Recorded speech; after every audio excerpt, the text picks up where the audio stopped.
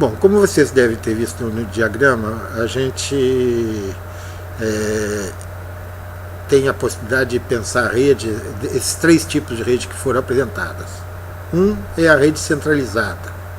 É a rede que, na realidade, todas as atividades são acionadas e controladas pelo centro.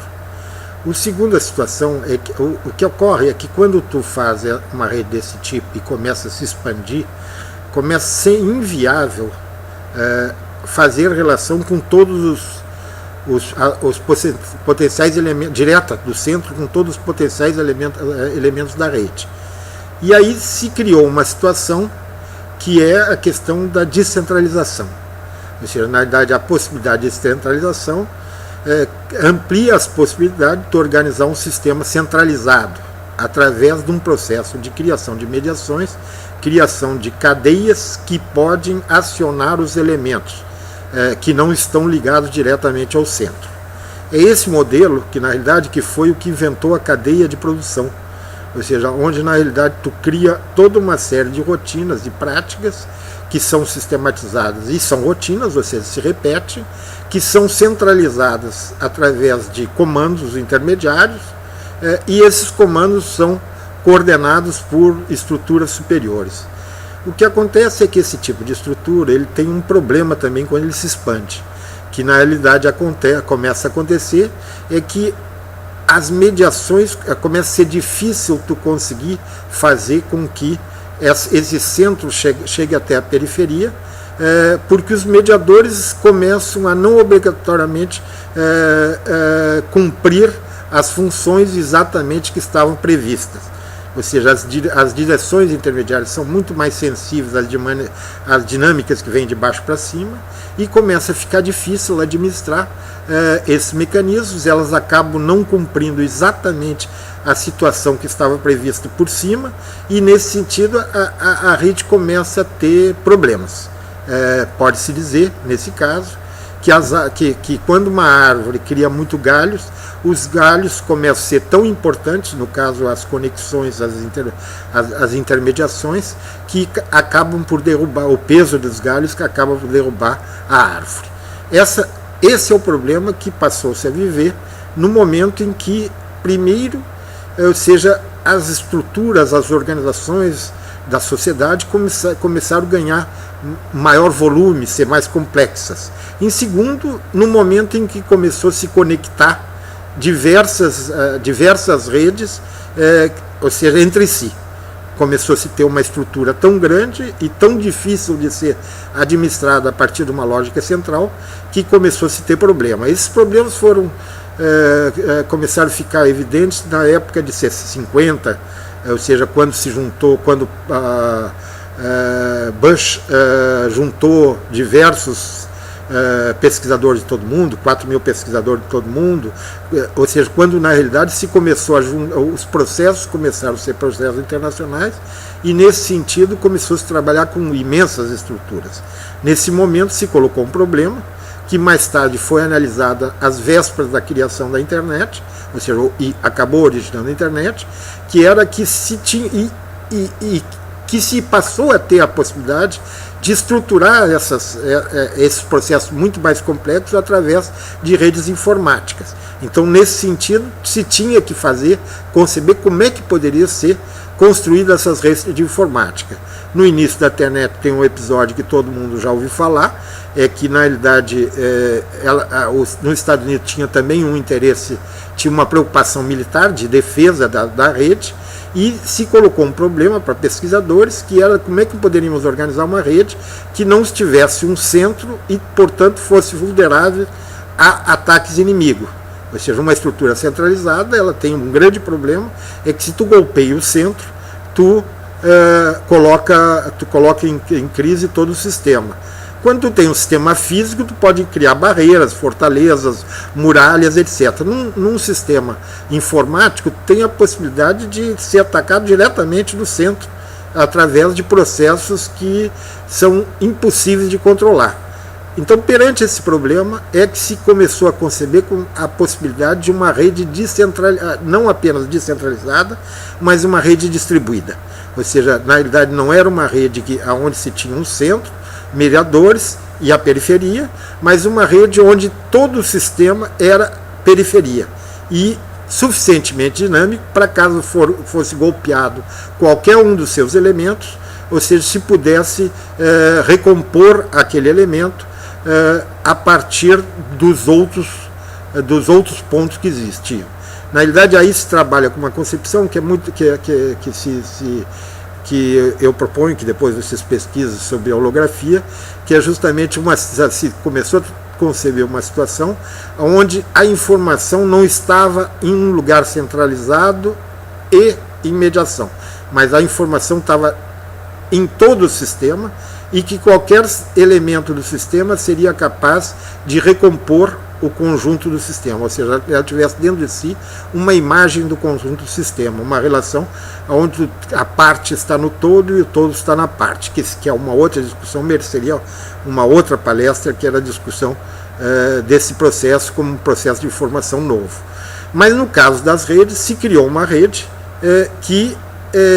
e se criou a internet, uma rede que era a fusão de várias redes, e que ela tinha uma lógica de um sistema distribuído.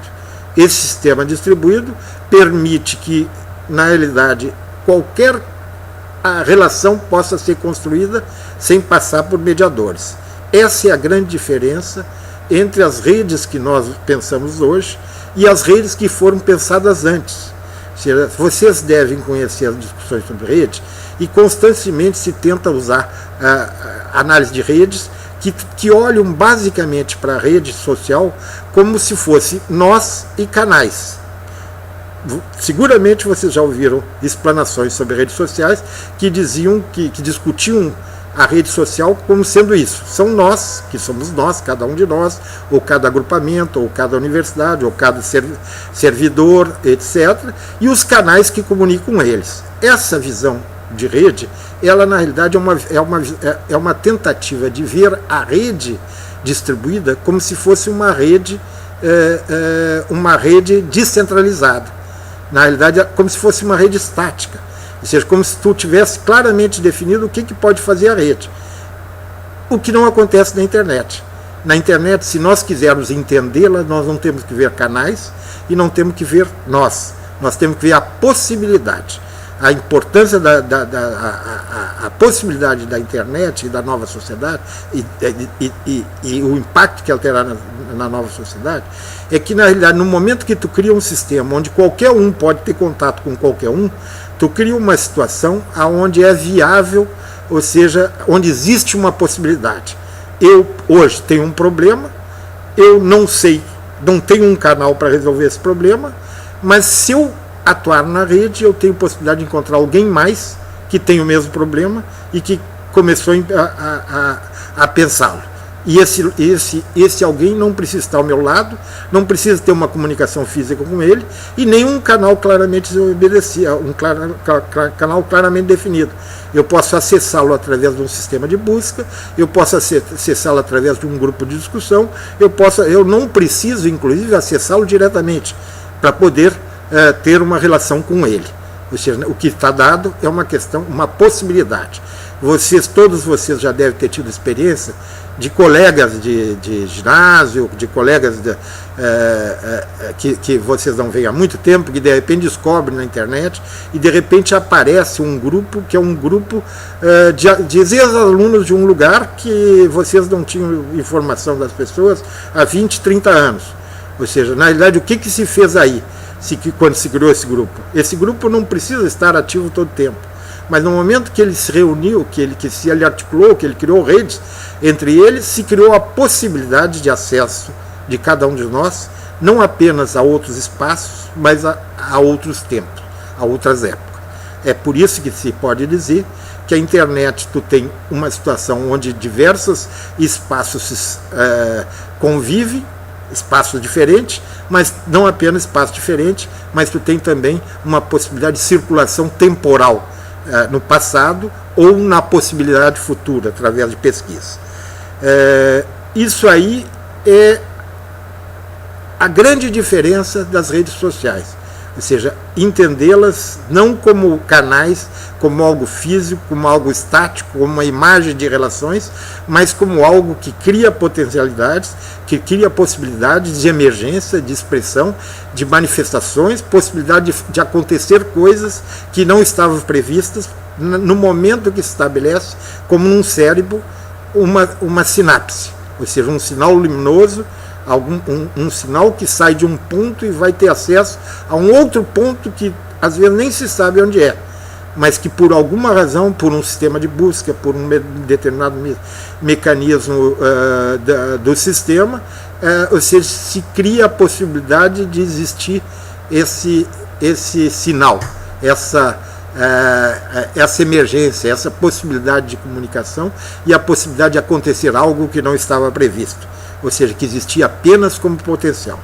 Essa é a grande diferença do mundo atual, do mundo anterior ao mundo que surge.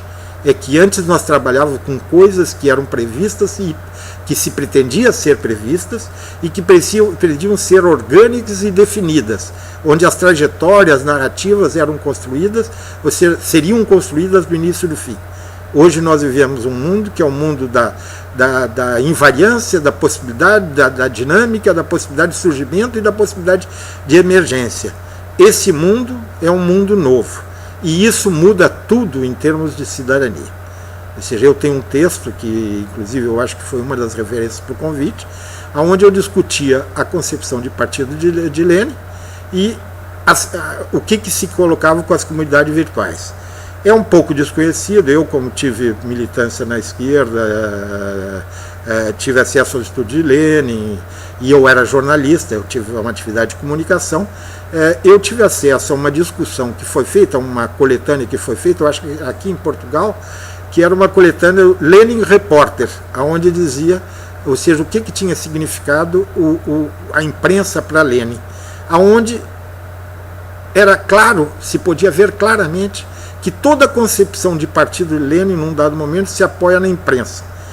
Ou seja, a ideia e isso foi claramente colocado em livros de Lenin, ou seja, que na realidade, para manter e organizar a população num sistema ditatorial como que existia na Rússia, só se podia fazer, ou seja, se tinha que construir uma rede, e que essa rede não podia ser uma rede física, de contatos diretos e tal, e que essa rede podia ser construída através de um jornal. Então a ideia de Lenin é que se tu tivesse um jornal do partido central, ou seja, do seu organismo central, que desse as orientações, que discutisse os projetos, que discutisse as posições na Rússia, esse jornal poderia ser encaminhado através de uma rede de mediadores dos organismos do partido, dos militantes de base, ou seja, se podia construir uma rede até a população. Ou seja, na realidade era uma rede descentralizada, onde tinha o centro, que era o comitê do Partido Bolchevique, e que nessa ação de levar o jornal para a população se construíam redes intermediárias, ou seja, se construíam núcleos de distribuidores do jornal, e esses núcleos levariam o jornal até outros níveis de núcleo, e através dessa estrutura de mediadores se teria acesso até a população. E aí Lenin dizia, ou seja, e por outro lado, isso nos permitia não só levar a palavra de ordem até a ponta, mas permitiria também a gente trazer a ponta até nós, porque teria um feedback, teria, ou seja, o cara lá que recebia o jornal, ele podia levar uma denúncia que viria através dos comitês intermediários até o centro e até ser publicado no jornal. Ou seja, claramente, ou seja, se tinha uma concepção de estruturação apoiada na imprensa e nesse tipo de comunicação. Eu militei essa estrutura, eu tive atividades políticas onde a gente usava exatamente essa lógica. E quando eu comecei a estudar a internet, eu comecei a ver que na internet isso não funcionaria e que na realidade a internet subvertiria esse tipo de lógica. Essa é a questão que se coloca quando a gente percebe a possibilidade de existir um sistema que não é um sistema nem o sistema centralizado, nem o sistema descentralizado. É um sistema distribuído. Ou seja, na realidade o que acontece é que as comunidades virtuais elas criam uma situação nova, onde não é mais necessário a presença do mediador. Tu pode até ter um mediador que é alguém que ajuda os processos a acontecer, mas não é ele que comanda e dirige os processos. Nem mais o ensino, nem mais a política, nem mais a economia. Hoje, na realidade, as dinâmicas, no momento que a informação é generalizada, que nós vivemos uma sociedade de informação, se cria uma situação onde começa a ter um processo de baixo para cima que, mal ou bem, começa a entrar em contradição com os sistemas, é a forma como nós organizamos nossa sociedade. Ou seja, é isso que leva às primaveras, que eu já falei um pouco da outra vez, ou seja, quando concretamente esses canais criados, os galhos criados, os canais criados, eles não são mais capazes de permitir o feedback, porque o feedback passa a ser mais importante do que a atividade de centralização. Então, na realidade, tem um fluxo de baixo para cima que derruba a árvore. Ou seja, nesse momento acontece que fatos inesperados acontecem da noite para o dia, quando na realidade começa um processo de sincronização que não é mais capaz de ser absorvido pelas estruturas políticas, econômicas, culturais, etc. E que nesse momento esse processo de baixo para cima, quando ele não consegue, ele acaba quebrando ou inviabilizando a estrutura centralizada, a manutenção da estrutura centralizada. É óbvio que isso acontece primeiro naqueles processos mais centralizados, ditatoriais, onde essa contradição fica mais emergente, mas isso também acontece em estruturas que não são ditatoriais, porque na realidade elas, mesmo as estruturas mais democrático-representativas, não são capazes de dar vazão a essas energias que vêm de baixo para dentro, para cima. Então nós estamos perante uma situação nova, onde nós temos que aprender a conviver com um processo que é incontrolável, um processo que não é capaz de ser previsto em diagramas, que não é capaz, cujo desenvolvimento não pode ser capaz de ser previsto em projetos, e que na realidade ele acontece de uma certa maneira, de uma maneira caótica, de uma maneira anárquica. Ou seja, o que acontece é que se antes essa anarquia ela não tinha capacidade de se viabilizar, essa liberdade, essa ação direta das massas, não tinha capacidade de se expressar através não existia uma estrutura capaz de absorver essas energias. Hoje tu tem essa possibilidade através das redes sociais. As redes sociais elas favorecem um processo de formação de opinião, sem ter a necessidade de formadores de opinião. As redes sociais favorecem um processo de sincronização e validação social, quando antes a validação era exclusivamente a validação científica, a validação dos pares, onde aquelas pessoas que tinham saber dizem o que é verdade, o que não é, o que é bom, o que é ruim. Hoje, na realidade, as pessoas diretamente, através das estruturas de rede, têm condições de formar sua opinião, têm condições de desenvolver processos, e nós temos a possibilidade da validação social. A validação que não é dada porque o intermediário, porque existe um mediador que é capaz de julgar o que é bom e o que é ruim, mas aquela validação que é dada por quem sofre as consequências e sabe o que é melhor para ela.